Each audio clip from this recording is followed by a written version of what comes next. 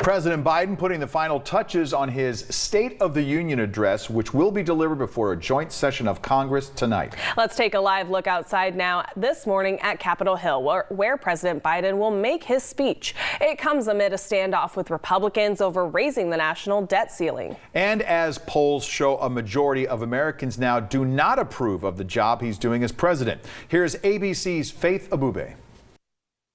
This morning, weeks of preparations for President Biden's State of the Union address winding down at the White House. The president said to be incredibly optimistic ahead of the annual speech. I talk to the American people and let them know the state of affairs, what's going on.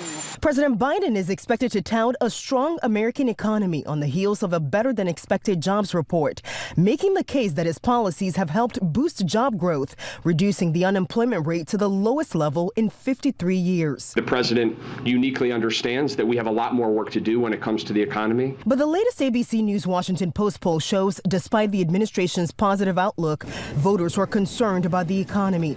4 out of 10 Americans say they feel worse off financially since President Biden took office. I think it's important we not over-index on any one poll, just like, we here don't over-index on any one economic indicator. When the president took office, the economy was in free fall, main streets were shuttered, millions didn't have a job. The president is expected to not only highlight his accomplishments, but also call for the kind of unity that led to the bipartisan infrastructure law and Inflation Reduction Act.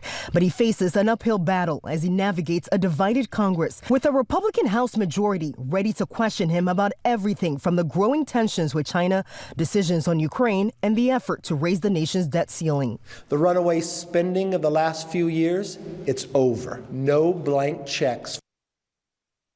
And we're hearing there'll be a number of special guests at tonight's State of the Union address, including the parents of Tyre Nichols, the man who was beaten to death by Memphis police, and Bono for his work on poverty and AIDS. Faith Abube, ABC News, Capitol Hill.